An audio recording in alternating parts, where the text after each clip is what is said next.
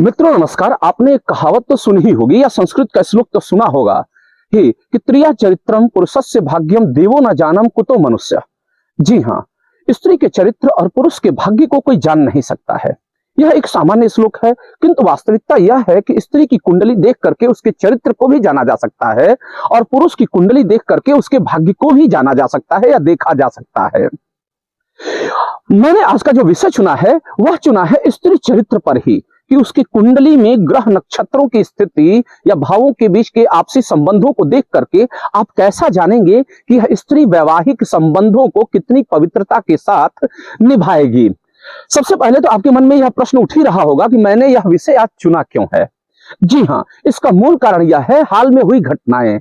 अभी कुछ दिन पहले की घटना है कि एक महिला कांस्टेबल एक एसएचओ को अवैध संबंधों में उलझा करके ब्लैकमेल कर रही थी, जिसके कारण वो उस एसएचओ ने आत्महत्या कर दिया। यह शर्मा नाम की टाइटल वाली यह कांस्टेबल अगर देखा जाए तो उससे पहले भी कई पुरुषों को फांस चुकी थी। कांस्टेबल्स को कितने निर्लज्ज रही होगी यह महिला, और इसे अपने चरित्र पे लगने वाले दाग को लेकर के कोई शर्म और हया भी नहीं थी। ठीक ऐसे ही आप देखे होंगे कि कुछ दिन पहले एक महिला ने अवैध संबंधों की वजह से अपने पति की हत्या कर दी और नीले ड्रम में डाल दिया। शायद उसके पति का ही सप्तम भाव खराब था और सप्तम भाव में निश्चित ही चंद्रमा बैठा रहा होगा, जिसकी वजह से वह पति अपने पत्नी की इन हरकतों को नजरअंदाज कर रहा था। सोना बाबू में खोया हुआ था, जिसकी वजह से वह नीले ड्रम में गया। नेक्स्ट, या ऐसा ही योग बन रहा होगा। इसके अलावा भी आप अक्सर सुनते रहते हैं, जैसे कि एक बार राजस्थान की वीडियो कुछ दिन पहले वायरल हुई थी, जहां एक प्राइमरी की अध्यापिका हेडमास्टर के साथ उसके कमरे में अवैध संबंध बना रही थी और वीडियो लीक हो गया। वहीं अगर आप देखेंगे तो प्रायः नर्स, सिपाही, प्रबंधन से जुड़ी हुई महिलाएं जो बाहर कदम रख चुकी हैं, उनको लेकर के ऐसे मामले उजागर होते रहते हैं। एक एसडीएम का भी उजागर हुआ था, जिसके पति ने आरोप लगाया था कि उसने पढ़ाया और वह महिला कहीं किसी और के साथ अवैध संबंधों में आ गई। कभी कभी आप अक्सर घरेलू महिलाओं के में भी यह चीजें देख लेते हैं। तो क्या है कुंडली में यह कारण? आप स्त्री की कुंडली को देख करके कैसे उसके चरित्र का अंदाजा लगाएंगे और वह वैवाहिक जीवन को कितनी पवित्रता के साथ निभाएगी, इसको कैसे जानेंगे? इसी विषय पर आज मैं चर्चा करने जा रहा हूं। तो आज मैं दो विषयों को लेकर के आया हूं। सबसे पहला विषय है कि सामुद्रिक शास्त्र में स्त्रियों को लेकर के क्या जिक्र किया गया है, यानी कितनी प्रकार की स्त्रियां होती हैं। और दूसरा विषय होगा कि उनकी कुंडली में कौन से ग्रह हैं जो बताते हैं कि वह स्थायी वैवाहिक जीवन को निभा पाएंगी या नहीं निभा पाएंगी। बिल्कुल तभी आप अपने लड़के के लिए अच्छी बहू की तलाश कर पाएंगे या अपने लिए अच्छी पत्नी की, तो ध्यान रखेंगे। तो सबसे पहले मैं स्टार्ट कर रहा हूं सामुद्रिक शास्त्र का विषय। तो जी हाँ, सामुद्रिक शास्त्र की जब बात करते हैं तो 4 प्रकार की स्त्रियों का जिक्र है। पहली जो प्रकार की स्त्री है वह पद्मिनी नारी है। जी हाँ, सामुद्रिक शास्त्र में पद्मिनी नारी को सर्वश्रेष्ठ स्त्री की संज्ञा दी गई है। यह स्त्री पतिव्रता होती है, धार्मिक कार्यों में निपुण होती है, अखंड सौभाग्यवती होती है। और ऐसी स्त्री को लेकर के सामुद्रिक शास्त्र कह रहा है कि ऐसी स्त्रियां देवता, गंधर्व, यहां तक कि मनुष्य का भी मन मोह लेती हैं। और लगभग पुराने जमाने में हर प्रकार के पुरुष ऐसे ही स्त्री से विवाह करना चाहते थे। जी हाँ, तो ये पद्मिनी नारी है। सामान्य शरीर, सुंदर मासूम होती है, पुजारन होती हैं, ईश्वर में आस्था रखने वाली होती है, पतिव्रता, अखंड सौभाग्यवती होती हैं। तो ऐसी स्त्री को विवाह के लिए अनुकूल और सबसे अनुकूल माना गया। हिंदू मैथोलॉजी में अगर मान लिया जाए तो सतयुग की महिलाएं ऐसा हुआ करती थी। अभी भी ऐसी महिलाएं हैं, लेकिन संख्या बहुत कम है। उसके अलावा जब देखें तो सामुद्रिक शास्त्र में जो दूसरी सबसे महत्वपूर्ण महिला बताई गई है, महिला का चरित्र, उसे चित्रिणी महिला की संज्ञा दी गई है। चित्रिणी महिला दूसरे नंबर पर श्रेष्ठ होती है। इसकी क्या स्थिति है? यह स्त्री भी अपने पति से प्रेम करती है, किंतु यह श्रृंगार की शौकीन होती है। ध्यान रखिएगा, चित्रिणी महिला यह गीत और संगीत में निपुण होती है। प्रायः यह औसत कदकाठी की, सुंदर होती है, आंखों में मासूमियत होता है, होठ या गाल पे इसके तिल होता है। ऐसे स्त्री भी गृह कार्यों में दक्ष होती है, भोजन बनाने में निपुण होती है, सुंदर होती है। ऐसी स्त्रियां भी अपने पति के लिए प्रिय होती हैं। ऐसी स्त्रियों में भावनात्मक समझ बहुत ऊंचे स्तर का होता है, इमोशनल इंटेलिजेंस और एप्टीट्यूडल लेवल। ऐसा भी हो सकता है कि ये स्त्रियां, आंखों में इनकी बहुत कशिश होता है, किसी को भी आकर्षित कर लेती हैं। प्रायः यह स्त्रियां प्रेम में नहीं पड़ती हैं। अगर जैसा भी इनका पति मिल गया यह उससे प्रेम कर लेती हैं। लोक लज्जा और मर्यादाओं का यह महिलाएं बहुत ज्यादा ध्यान रखती हैं। पूजा पाठ भी करने में यह एक्सपर्ट होती हैं। ऐसा भी हो सकता है कि इन महिलाओं का अफेयर भी हो, लेकिन जिस लड़के से अफेयर होगा उससे विवाह कर लेंगी। अन्यथा यदि विवाह के पूर्व अगर कोई लड़का आकर्षित भी कर रहा है तो लोक लज्जा के भय से ये पीछे हट जाएंगे। कुल मिलाकर के पर पुरुष इनके शरीर को छू नहीं पाता है और इनका पति ही इनके साथ पहला संबंध स्थापित करता है और हमेशा स्थापित करता है। तो दूसरी स्त्रियां भी विवाह योग्य मानी गई हैं। बिल्कुल ही सुंदर स्वभाव से, कशिश आंखों में, गीत संगीत में निपुण, भोजन बनाने में कलावान होती हैं और अति खूबसूरत ये भी होती हैं अपने किशोर और युवा अवस्था में। उम्र ढलने पर तो भाई हर इंसान की सुंदरता गिरेगी ही गिरेगी। तो ये हो गई दो प्रकार की स्त्रियां। फिर उसके बाद अब देखते हैं वे स्त्रियां जो थोड़े स्वभाव से विवाह के लिए अनुकूल नहीं मानी गई हैं। तो इसमें से यानी कि कुल मिलाकर सामुद्रिक शास्त्र में तीसरी जिस स्त्री का जिक्र किया गया है वह है हस्तिनी नारी। जी हाँ, हस्तिनी नारी की स्थिति क्या होती है? ये थोड़ी सी मोटी होती है, हल्का। इसकी स्थिति क्या होती है? उम्र बढ़ने के साथ मोटापा बढ़ता है। ये औसत हाइट की या औसत से नीचे होती हैं। प्रायः ये घर में क्लेश किए रहती हैं, अपने आप को सबसे ऊपर रखती हैं। इनके वजह से परिवार का माहौल हमेशा गर्म बना रहता है। ये किसी दूसरे की श्रेष्ठता को स्वीकार नहीं कर सकती हैं। इनके भीतर ईर्ष्या की प्रवृत्ति पाई जाती है और हमेशा दंगल की मुद्रा में रहती हैं।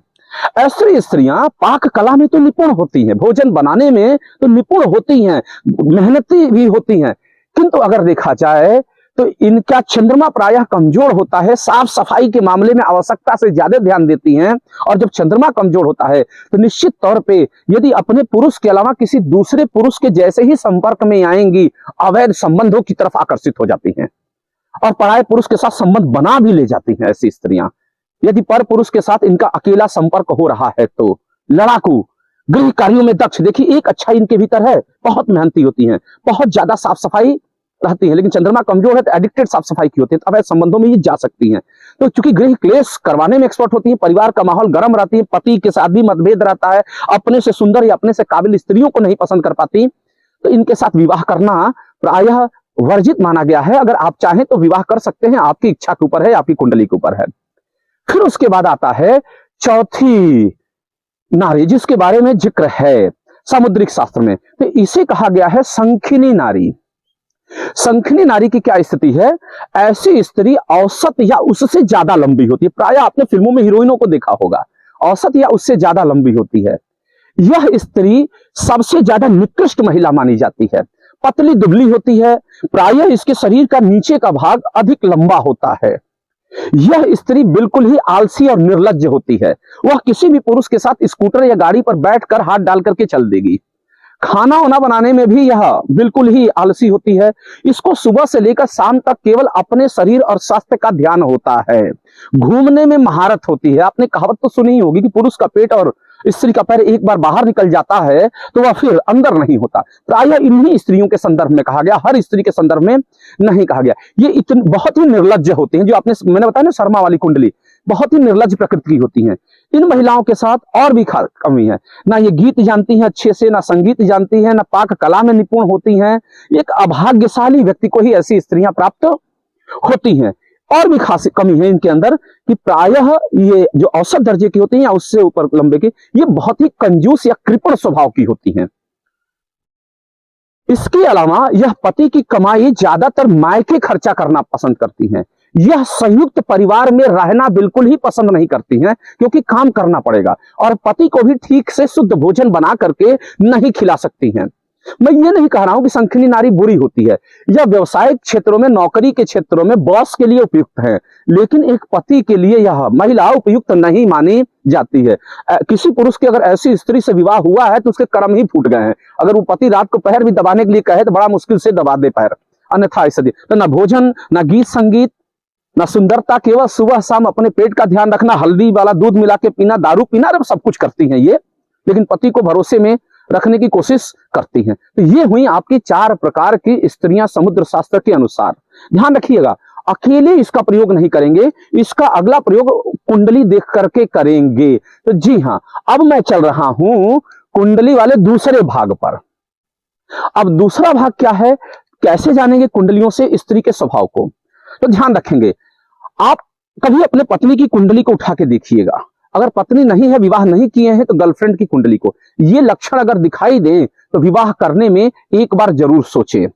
लेकिन अगर आपकी कुंडली खराब होगी, अगर लिखा होगा कि आपकी पत्नी पतिव्रता नहीं होगी, तो बुरी ही मिलेगी। लेकिन प्रायः बचाव करने की कोशिश करें अपनी कुंडली अच्छी ज्योतिष से दिखाकर। तो सबसे पहला क्या है, अगर देखें चरित्रहीन कुंडली की भी, तो सबसे पहला है, यदि किसी भी लग्न की कुंडली हो किंतु अष्टम भाव में सूर्य और शनि बैठा हुआ हो, तो ऐसी स्त्री स्वतंत्र हो करके अपने पति से किसी के भी साथ चली जाती है। पति के बॉस के साथ चली जाएगी, बॉयफ्रेंड के साथ चली जाएगी। अष्टम में यदि सूर्य और शनि है तो एक ध्यान रखिएगा, मैं सभी नहीं बता रहा हूं, वरना कोई गलत स्त्री भी अगर सुन रही होगी तो अपनी कुंडली हो सकता है नकली बनवा ले। इसलिए मैं सभी पक्षों पे नहीं, कुछ ही बातें बता रहा हूं महत्वपूर्ण। और इसके अलावा और भी कई संबंध होंगे, तो ध्यान रखेंगे। सूर्य और शनि का अष्टम में होना क्या दर्शाता है कि स्त्री स्वतंत्र होकर किसी के साथ चली जाएगी। फिर दूसरा है कि यदि, यह सबसे ज्यादा यही लक्षण पाए जाते हैं, दूसरा वाला, यदि किसी स्त्री की कुंडली में राहु और शुक्र एक साथ किसी भी भाव में बैठे हों और चंद्रमा कमजोर है, तो ऐसी स्त्रियां प्रायः अवैध संबंधों में होती हैं और विवाह से पूर्व इनके कई लड़कों के साथ चुलबुले संबंध होते हैं, ऐसा देखा जाता है। फिर इसके अलावा आते हैं तीसरा अगर महत्वपूर्ण बात करें, तो किसी भी लग्न की कुंडली है, यदि चंद्रमा, शुक्र और मंगल केंद्र भाव में स्थित हैं, तो ऐसी स्त्री के भी विवाह पश्चात भी अवैध संबंध होते हैं। ध्यान रखिएगा, शुक्र, चंद्र और मंगल की युति अगर केंद्र में है, तो प्रायः ऐसी स्त्रियों का पति भी इनके कान में उकसाता हुआ अवैध संबंधों के लिए प्रेरित करता है, और ऐसी स्त्रियां अवैध संबंधों में जाती, किंतु यहाँ पति की सहमति होती है। तो ऐसी स्त्रियों को बहुत बुरा तो नहीं कह सकते हैं, क्योंकि पति पत्नी दोनों मिल करके एंजॉय कर रहे होते हैं। ध्यान रखिएगा। फिर इसके अलावा अगला जब हम आते हैं चौथी स्थिति को देख करके, तो इसमें क्या दिखाई देता है कि यदि कुंडली क्षर लग्न की है और चंद्रमा और लग्नेश भी चर राशियों में मौजूद हैं, तो ऐसी स्थिति में भी स्त्री के अवैध संबंध बनते हैं। ध्यान रखेंगे। लेकिन यहां पे खासियत क्या देखी गई है कि ऐसी स्त्रियां गुप्त संबंध बनाती हैं, यानी कि ऐसी स्त्रियों के जो संबंध होंगे उनके पति को भी ऐसा पानी पीऊं खुदा भी ना जाने। जी हाँ, तो ध्यान रखिएगा कि अगर चर लग्न की कुंडली है और चंद्रमा और लग्नेश दोनों ही क्या हैं, चर राशियों में हैं, तो ऐसी पत्नी पतिव्रता होने का ढोंग कर सकती है, होगी नहीं पतिव्रता। अब ध्यान रखेंगे। फिर इसके अलावा अगला जब हम आ रहे हैं पांचवा, तो अगर शुक्र से सप्तम भाव में शनि और मंगल बैठे हुए हैं, तो ऐसी स्थिति में भी गुप्त संबंध बनने की संभावनाएं प्रबल होती हैं। फिर उसके अलावा यदि सिंह लग्न की कुंडली है, ध्यान रखिएगा बहुत ही इंपॉर्टेंट है, सिंह लग्न की कुंडली है और यदि तृतीय भाव में यानी तुला राशि में मंगल, शुक्र और राहु की युति है, शुक्र राहु को तो सबसे ज्यादा माना गया कि जहां ये बैठेंगे समझिए लड़की को चरित्रहीन बनाएंगे, इनकी युति अगर बन रही है तुला राशि में तीसरे भाव में, तो ऐसी स्त्री बहुत कामुक होती है। ध्यान रखना है, अवैध संबंधों के लिए इसके अंदर बहुत ऊर्जा होती है, कुकर्मी होती है, चरित्रहीन होती है और यह खुलकर अवैध संबंध बनाती है। इसके अलावा अगर एक और चलते हैं, हम जान लेते हैं, केवल इतना ही नहीं है, बहुत सारी युतियां हैं, लेकिन एक युति और अंतिम मैं लूंगा उदाहरण के तौर पे कि क्या कुंडली में ऐसा भी कोई योग होता है जो बताता है कि स्त्री पैसे के लिए अवैध संबंध बनाएगी। जी हाँ, इसके भी 5-6 युतियां हैं, लेकिन एक महत्वपूर्ण स्थिति अगर देखें तो यदि मकर लग्न की कुंडली है, तो मकर लग्न की कुंडली में सूर्य मंगल की युति अगर हो, तो ऐसी स्थिति में भी स्त्री अवैध संबंधों में जाएगी, लेकिन यह पैसों के लिए होगा। बहुत ही इंपॉर्टेंट, इसके कई योग हैं लेकिन एक योग मैंने उदाहरण के तौर पर दिया, बहुत ही इंपॉर्टेंट लास्ट यही था कि क्या मैंने बताया कि मकर लग्न की कुंडली हो और सूर्य मंगल की युति अगर सप्तम भाव में बन रही हो और कुछ महत्वपूर्ण नक्षत्रों में, तो ऐसी स्त्रियां स्वभाव से चरित्रहीन नहीं होती हैं, लेकिन इनके अंदर धन का लोभ बहुत ज्यादा होता है और उस धन की प्राप्ति के लिए अवैध संबंधों में शामिल होती हैं। तो उम्मीद करता हूं कुछ उदाहरण आप समझ गए होंगे, लेकिन ध्यान रखिएगा केवल इतने ही नहीं है, बहुत सारे कंडीशंस हैं कुंडलियों में जो अवैध संबंध बनवाते हैं। मैंने उनको इसलिए नहीं लिया है क्योंकि कोई अगर गलत स्त्री देख रही होगी तो अपनी कुंडली नकली बनवा सकती है। तो मित्रों, उम्मीद करता हूं कि आपको मेरी बात समझ में आ गई होगी और आप सोच समझ के अपने भविष्य का निर्णय लेंगे कि कैसे स्त्री से विवाह करना है और कैसे से नहीं।